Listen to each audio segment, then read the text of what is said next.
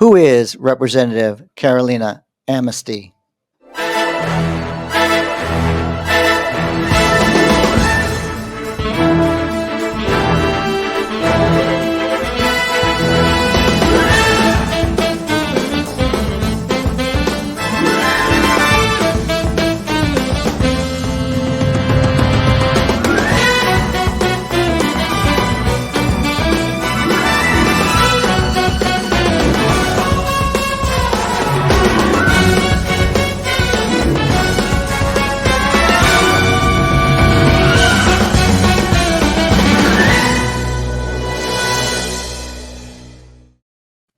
Welcome to another episode of You Can't Make This Shit Up.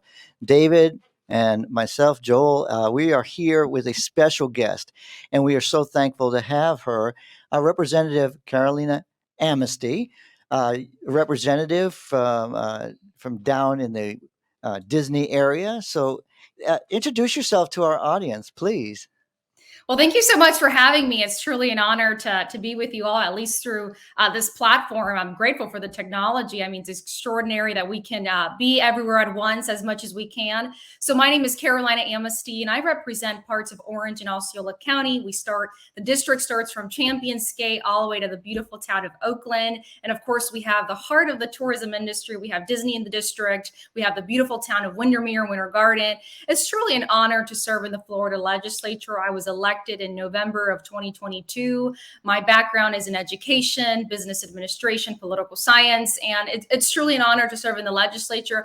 I will say that being a conservative Republican in Orange County is not an easy task, but by the grace of God, we won by a landslide November of 2022. And this year, 2024, it's going to be a big year for us. And God willing, we will hit a home run this cycle. Well, we're looking forward to it. So you just finished a legislative session. The Senate really kind of got in the way of a lot of excellent legislation, as far as my point of view.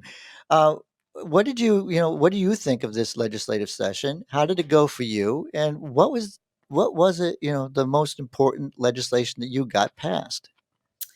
Well, for me, it was a very unique legislative session. My first legislative session in 2023 was one of a lot of accomplishments. We brought in great appropriations for the town of Windermere, for the town of Oakland, a lot of good policy as well, like supporting the telecommunicators, public safety, ensuring that when residents called 911, you actually have someone to answer the call and dispatch the call to the appropriate authorities. That was a priority for me. Another piece of legislation that cycle that was vital for me, which is the property tax exemption for veterans.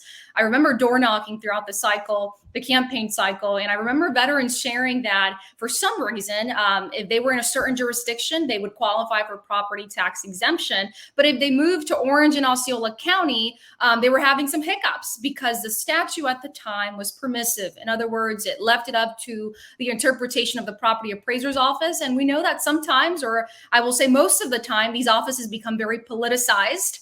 So I made a promise to the veterans throughout the campaign cycle that if elected, I will ensure that we change that statute from may to shall, that every veteran in the state of Florida shall receive their property tax exemption.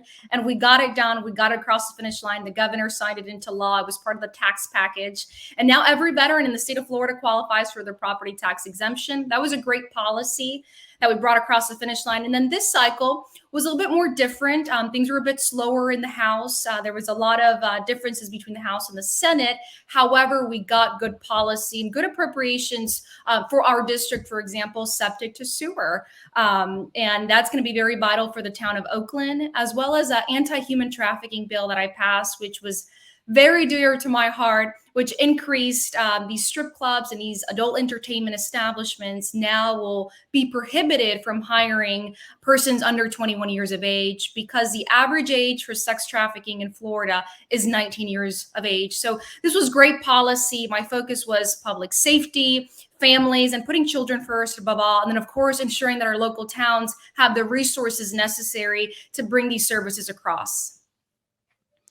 Well, I'm very thankful for the legislation that you got passed, and you take this serious. We say that Florida is the friendliest most veteran friendly state in the union, and you did that you made that a priority. So thank you very much. Yeah, so it's not easy running for this this office and then being in the spotlight all the time. Especially we know that you have to deal with a very liberal, you Mhm. know, representatives in your area. So, I mean, I think you're surrounded by them if I look at the representatives that in your area. But what was the driving force that got you involved? Because you had to put yourself out there. So what Mhm. said, "Hey, this is the right time to do this"? Well, the first thing that I will say is that we need more young people involved in the political process, and it's something that's very unique because on the national level, we think that young people tend to be very left leaning, and in my case, I'm very conservative, and not necessarily just on ideology or culturally, but the background of my family. Coming from Venezuela, seeing the consequences of socialism, seeing how just they crushed the free markets. They had a big government, and there were so many promises that were made. Hugo Chavez made a lot of promises to the Venezuelan people in '99. He gets in 2000, and now we see a country crippled in poverty, crippled in just complete chaos.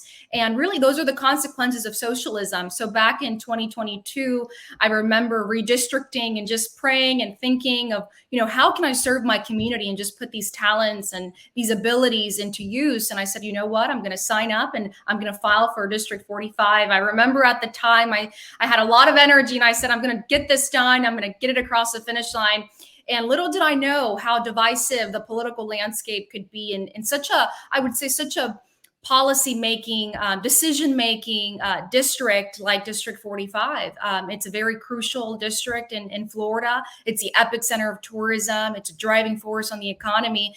And the Democrats were not happy that they lost this seat, which, of course, on the Republican side, we're very excited. And we're going to continue to win. We're going to win by a landslide. And because people are waking up. We have a lot of young people that are rising. We have a lot of families that perhaps were NPAs and now they're going Republican because they see that this is a war. And this is not just a war between Democrats versus Republicans. This is a war between good versus evil. I mean, the Democrats truly want to destroy America. They want to destroy the American dream. They want to destroy families. It's clearly intentional. And I think people are realizing that. And in my case, it's truly an honor to serve in the legislature. It has been I will say, a very unique experience for me. Little did I know that the landscape is just so divisive in Central Florida. The Democrats have been taking, I would say they have power over Orange County for a very long time. And to see this district flip for them has been very chaotic. And they've used all their mechanisms to intimidate me, family, friends, neighbors, and so forth. But we're not backing down. Awesome. Well, you just brought it up, so I'm going to turn it over to Angelina. I mean, young and Yes. young. I mean, you how can you not have that? Angelina, take it away. Thank you so much, Joel. First of all, Representative, I just want to thank you so much for your time. It really means a lot to me. And I love what you were saying about how young people really need to get involved. And with that being said, my question for you is what is your advice for young conservatives looking to make a difference in the political world? Don't be afraid. You can do Mm, it. Simply don't be afraid. The political landscape in America, we're seeing a lot of trends of what you would think only happens in third world countries. I mean, the Democrats are just so focused on gaining and keeping control that they'll go and do whatever it takes to really sustain that power. But we can't back down, and we need the conservative movement, the young conservative movement, to rise up and to not be afraid, to be courageous, and to just go for that win and give it your all. I will say that that's very important. Just have a backbone. Don't back down. If you believe in something, fight for what you believe. Don't be intimidated. Don't think you're too young. Don't think you can't do it simply because of your age. You can do it. You can win. You can get it done, and you can get it across the finish line. I think the most important thing is to stay true to your principles and just be courageous. Don't back down. Just keep going.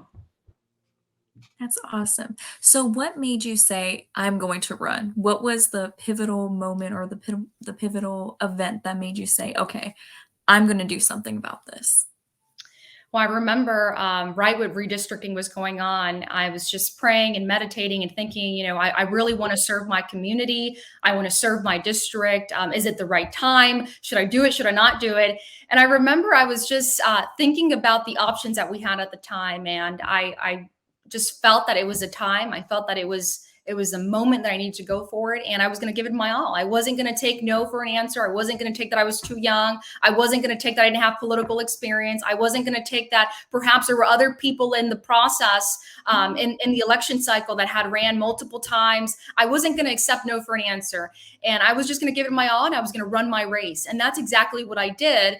And what was funny is in my campaign cycle, I actually had a lot of good people in the race and a lot of friends, people that I considered friends. And in the process, when I filed, I think they did not see me as a threat, but little did they know immediately when those polls started coming back that I was winning, and I had signs everywhere, and I was door knocking, and I had a team, and I was just not backing down and being everywhere at once. That's when I would say a lot of people identified me as a threat, and they really a lot of people came after me, but nonetheless, we got it done, and the focus was.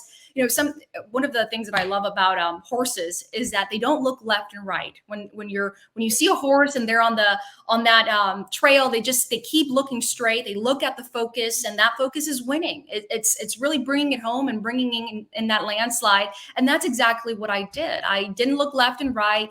A lot of people said a lot of negative things that if I would have to just sit back and look back, I'm like, what do you mean that? If you know who I am, or you know my family, or you loved me before I filed for office, things would have been different. And in my case, I couldn't back down. I had to keep moving forward. I couldn't focus on what people were saying or perhaps any limitations in the process, but rather truly just keep an eye on the prize. In that case, was serving my community. Well, we get we Absolutely. get And so we go ahead. get our name. We get our name from all the things that you're talking about. Because David and I, we would talk for the longest time about the comparison between Democrats and Republicans, and we always came up Mhm. with can't make this shit up. Because what you had was you got involved in a race, and all of a sudden it was like friends become enemies, and then all of a sudden it's like, wait a minute, I, I've done nothing wrong. I think we're both qualified. We both have a resume. Let's put our resume up against each other. I didn't mean to interrupt you, Angelina. I just wanted to say Oh, that no, because you're it okay. was such a point of contention. But that was a well fought primary, and you came out on top. And now you've been serving and still taking the punches. No, I don't think there's a representative that takes the punches that you typically take. And I just wanted to say that because this is the platform to get that out. Angelina or David? Angelina, did you have anything else to say? Go for it. Yeah, just one more question for you. So I believe that, connecting with the left is extremely important. So what is your advice to reach out to them? So, is your question referring to policy, like bipartisan measures, or specifically like political activism in the community? I would say a combination of the two, allowing them to sort of understand our side. I believe that a lot of leftists they tend to stigmatize Christians too, but mainly conservatives. Yeah. So on policy, I would say that it's important to have a bipartisan perspective when you're in the Mhm. House. Of course, we have our core values, and those values, in my case specifically, are unmovable. And Democrats that I work with in the legislature, they know that. I have specific policies, specific values. I have my core principles that I'm just not movable. And that would be, for example, the overreach of government. I don't stand for big government. I believe in limited government, less taxes. I protect children. I support all communities, but I protect children and the minds of children.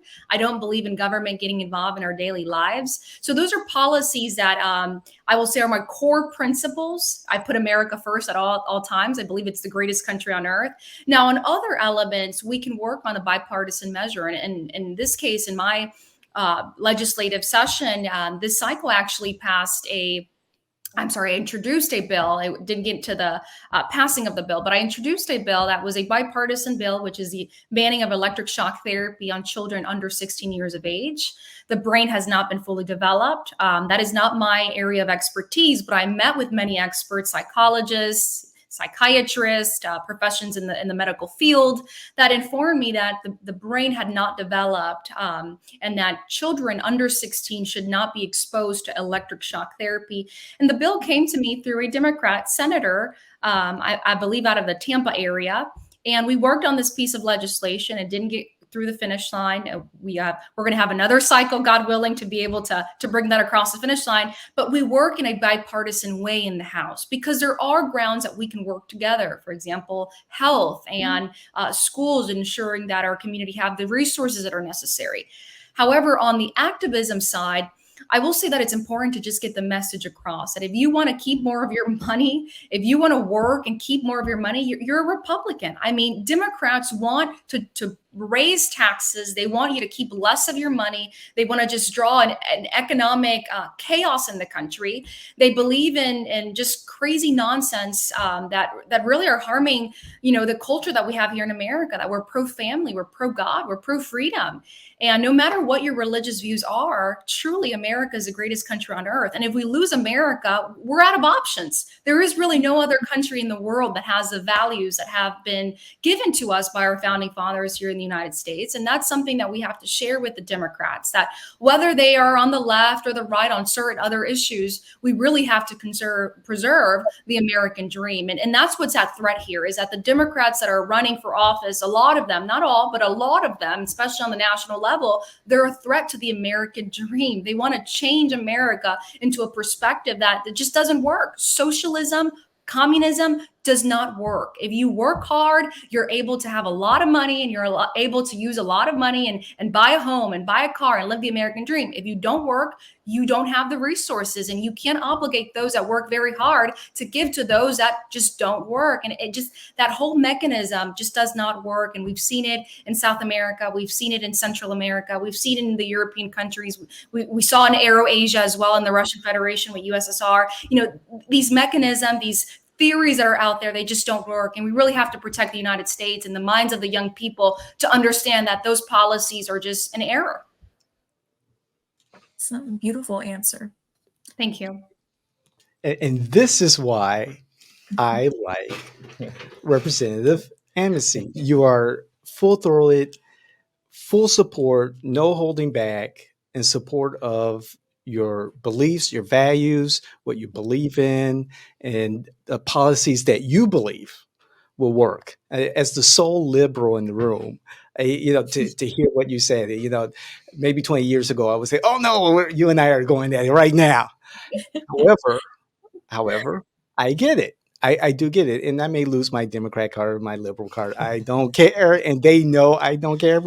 However, first of all, thank you for appearing on our show. We really appreciate it, Representative. Thank you again. And thank you again for appearing in front of our membership at County Watch. We really appreciate that also. And my first question would be this. One of the bills that you co-sponsored, I believe it was House Bill 1365, in regards to those homeless individuals who needed shelter. The Democrats and their allies, liberals, were, hair on fire. Oh my God, we're putting, people in camps. However, there's a lot more than just, okay, we're just removing people from the street. Can you explain a little bit more about what the whole bill is and how it's actually helping people? Absolutely. And this is actually a very important bill, very dear to my heart, because I don't want the city of Orlando specifically to become like San Francisco and other cities across the country that are really crippled in poverty, and their local governments receive so much resources from the federal government, from the state government, yet there is homelessness left and right. There's lack of shelters, there's lack of resources. So the intent of the bill and the policy itself is just common sense. We don't want people camping outside of people's homes, outside of theaters, outside of the stadium, the soccer stadium here in downtown Orlando, where you see all the homelessness just camping outside. You know, and in a lot of different cities as well, you see them consuming drugs, and they just don't have the resources to get out of poverty. And you know, it's really a chaotic scenario. And in Florida, what we've said is we don't want people sleeping in streets. We want local governments to identify a place that will be designated as a shelter. And in this place, people that are there will receive the resources that are necessary. If they're hungry, they'll have the Department of Health and Department of Children and Families to connect them with places where they can find food pantries. If they need, for example, if it's a family that has children, and children, in order to get to school, they need their vaccination card and they need all their medical records. We're going to have the Department of Health. We're going to have a representative of the Department of Health there to ensure that they can assist these parents to have these kids enrolled in school. Children should be in school. Parents should be working. People should not be living on the streets. We don't want people living on the streets. We want them in a shelter where they're protected, where there's security, and where there's resources to get them out of poverty. You know, something that really, in the middle of all the debate that happened in Tallahassee with this bill, what was interesting is the Democrats, they criticize the bill,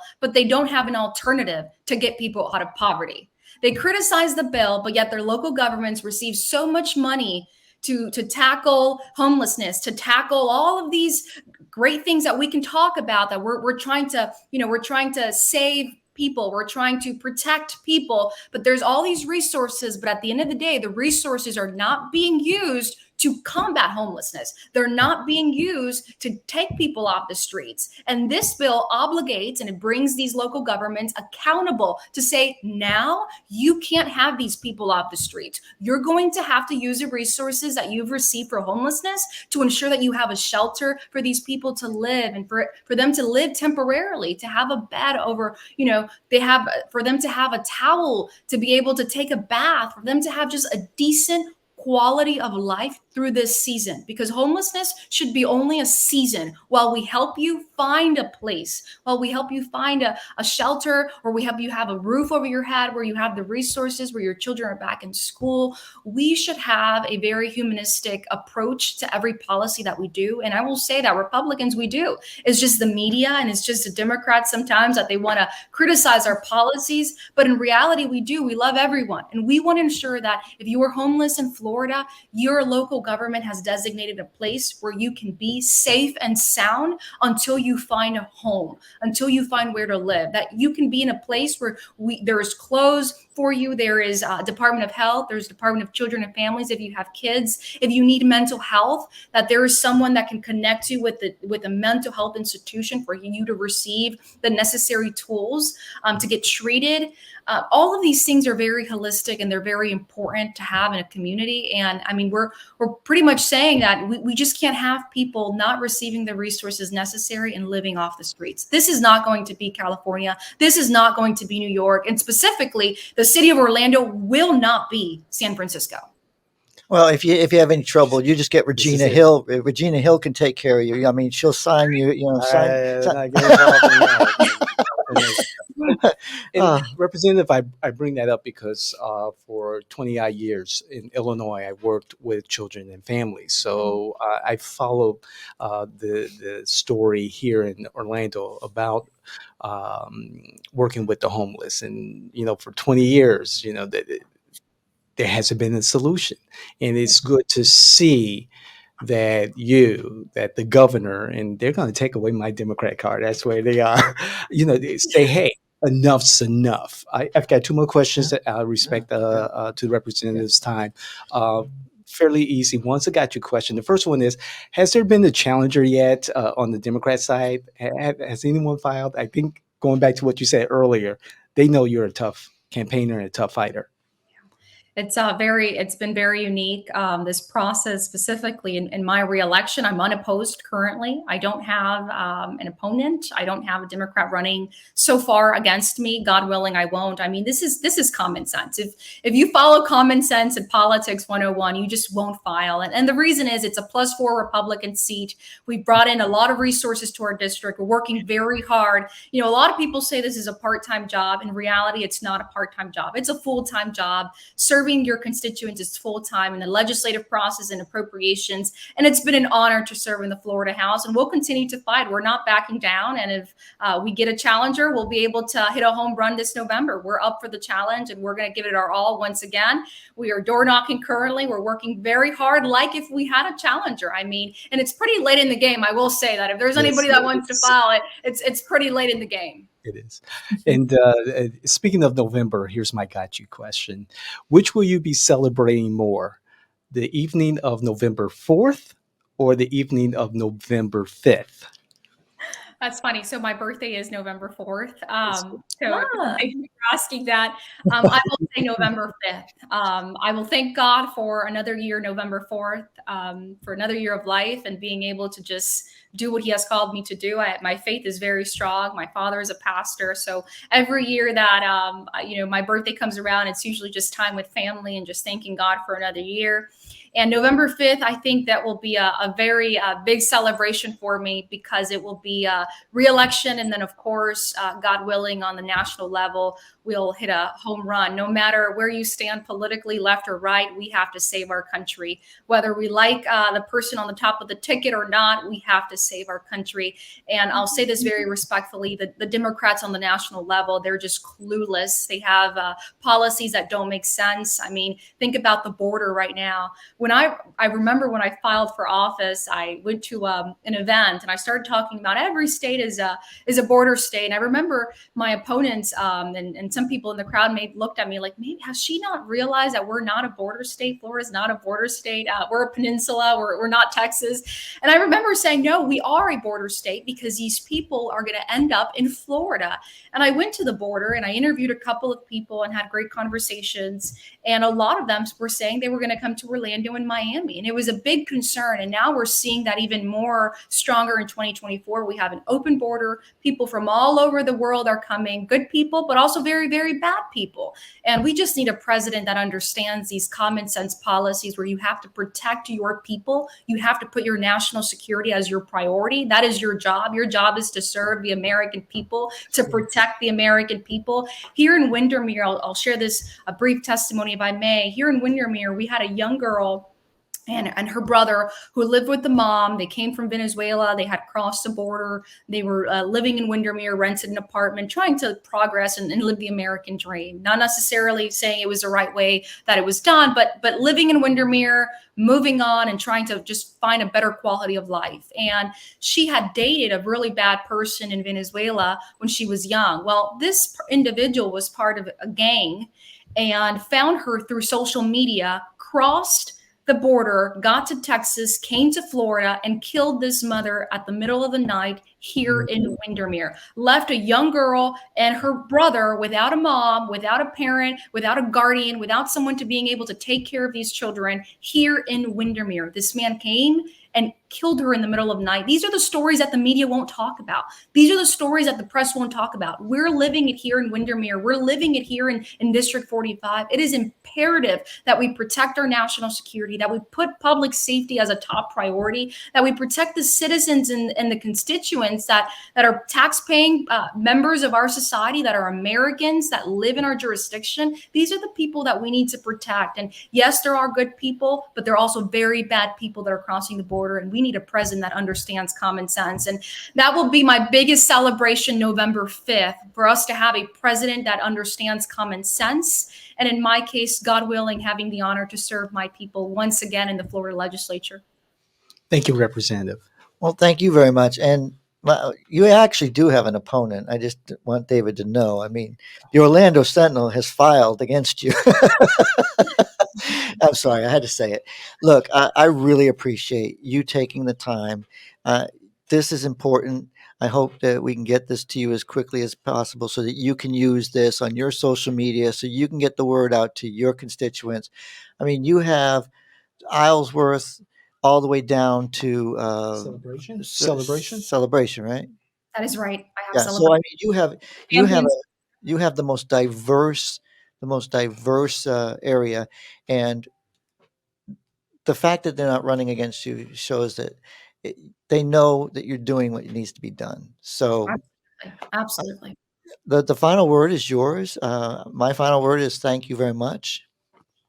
Thank you. Thank you Thank you so so much. much. Thank you, Yeah, Representative. thank you for the opportunity and thank you for the interview and the opportunity of just giving me the mic to be able to share all the great things that we're doing in the legislature and asking questions that are important to our community. Thank you for what you're doing.